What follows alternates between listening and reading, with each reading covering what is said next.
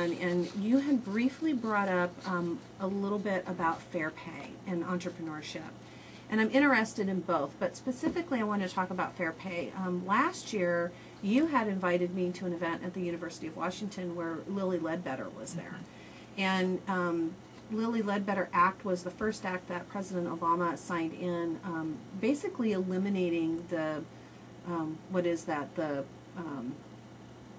statute of limitations, so that you can actually go back and get data on, you know, if you felt that you were discriminated from pay-wise in the workplace.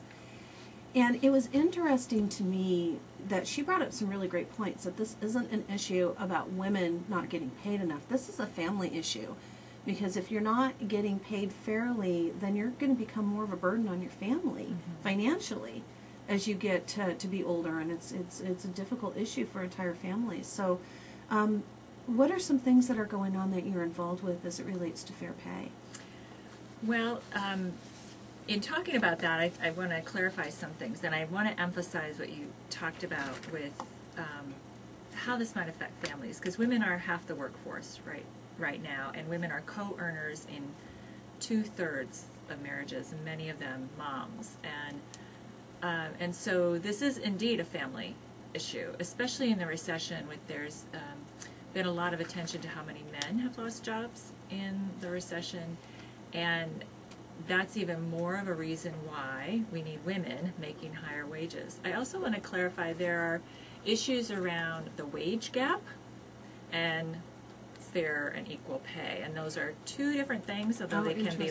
So, for example, in our study we found that Washington State ranks 42nd out of 50 in the gender wage gap. That's pretty bad. What does that mean? That means that looking at Department of Labor statistics, looking at full-time earnings for men and full-time earnings for women across the board, and we're not talking about women who have taken time off to have children, but full-time, equal in both ways, that in Washington State, women make 74 cents on the dollar to their male counterparts. And the reason why many times that is because women are often in lower paying jobs. Okay. So the wage gap doesn't necessarily mean that, you know, I'm an executive director of a nonprofit organization, my male counterpart, or if I worked at a company, my male counterpart in the same position makes, you know, that much more than me. It can, however, which was the Lilly Ledbetter situation. Right. So I just want to differentiate between that. And then we have fair pay, which today, unfortunately, the Senate rejected the Paycheck Fairness Act, which the House approved a while back.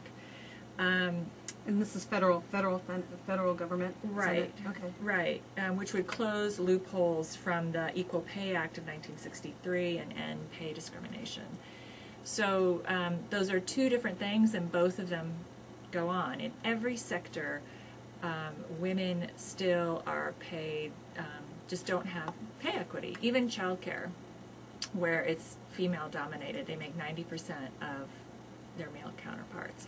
And so there are a couple things. One is we need to get more women into higher wage jobs, but also we as a society need to start valuing more the work that women tend to be in, and some men are in too, like teachers, childcare workers, nurses' aides, domestic workers, as a country, because that is the care and feeding of our country as a whole.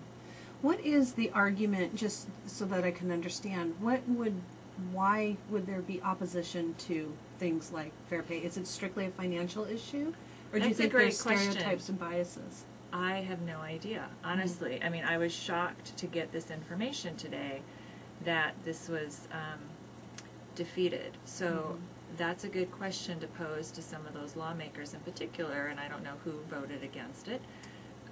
What is the barrier? Because if we look at this as a family and an economic situation and as just fairness, then I don't know what the problem is. Interesting. Well, definitely that's a place where folks can get involved, is take a look and educate yourself on the issue, and definitely it's something that needs to be addressed. I think I was reading a statistic that over a 40-year lifetime of someone employed, the gap, it can equate to actually the fairness in pay can equate to over $500,000 in difference. And talking about pension and Social Security then too, and when we look at the majority of the adults, elderly adults are women, you know, that has an effect on their livelihood as they get older. Right, and then the burden falls on the kids now have to pay to help support mom.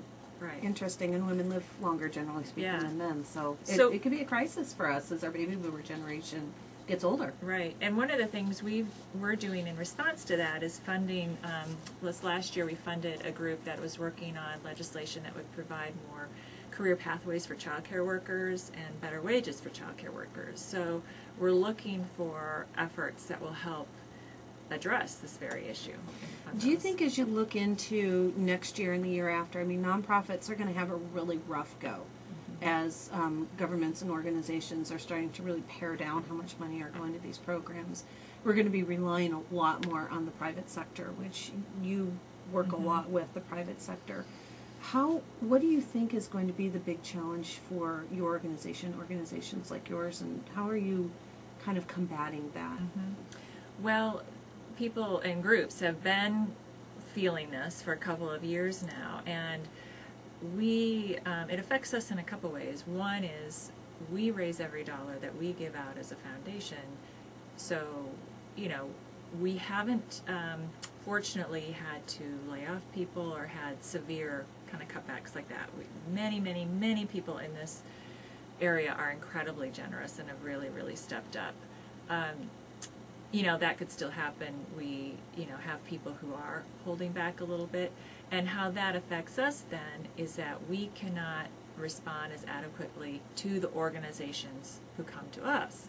So if we don't have as much money to raise and give out, we can't respond to like the domestic violence organizations that are seeing an increased need because funding has been cut, although the King County Council just saved their funding, fortunately for those services, but also increased need because domestic violence tends to increase under times of economic stress.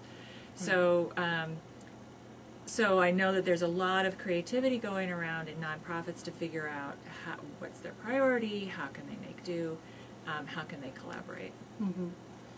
Good, because that's something that I definitely want to continue to talk about, and I have a lot of respect for your organization because you go to your events and they're heavily attended. People are very excited to donate, and you're doing some really great things.